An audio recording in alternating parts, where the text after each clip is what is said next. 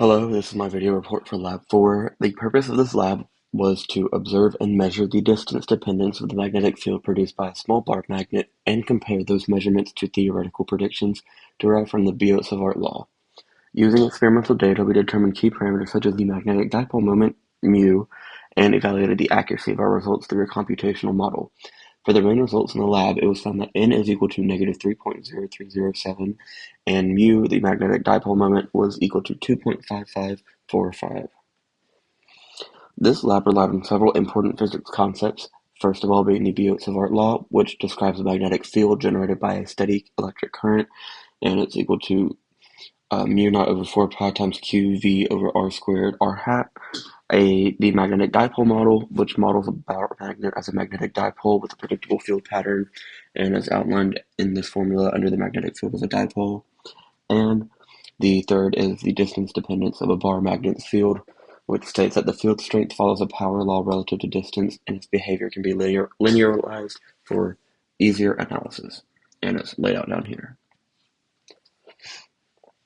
The system in this experiment consisted of the bar magnet and a magnetometer, with the surroundings including all external influences such as Earth's magnetic field. For the on-axis magnetic field measurement, a foam magnetometer app was used to measure the magnetic field at various distances from the bar magnet. The foam was positioned vertically and horizontally perpendicular to the ruler to determine the maximum By and minimum Bx field components. Pieces of tape were then used to mark these maximum and minimum field locations, and the measured data was recorded and linearized using the theoretical distance dependence formula for a bar magnet.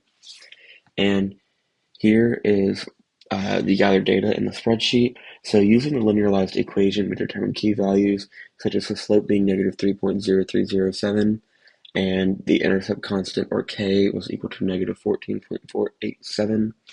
And outlined here is the calculation for finding the magnetic dipole moment mu, which is calculated using the values, and it was found that mu is equal to 2.5545. And for the off-axis magnetic field measurement, we first measured the on-axis distance where the net field was 100 microteslas. Then the foam was repositioned vertically by the same distance, and the x and y components of the magnetic field were recorded. And finally, the Earth's magnetic field contribution was subtracted from the total field to isolate the bar magnet's effect. And when the magnetometer is far away from the magnet, it measures a near zero magnetic field in the x direction, and as the magnetometer moves closer to the magnet, the measured x component of the magnetic field increased. A computational model was developed in GlowScript to simulate the magnetic field of the bar magnet. The initial conditions included that the bar magnet was represented as a cylinder at the origin. The calculated dipole moment mu, which was equal to 2.5545, was calculated from the experimental results as an input on line 24. And the magnetic field calculation, a custom function was created to calculate the magnetic field at any given location using the dipole field equation, which was the second equation listed on the important physics principles slide.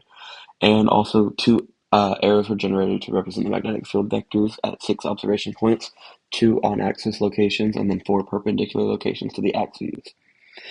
And here are the arrows, the observation arrows for the perpendicular and on-axis.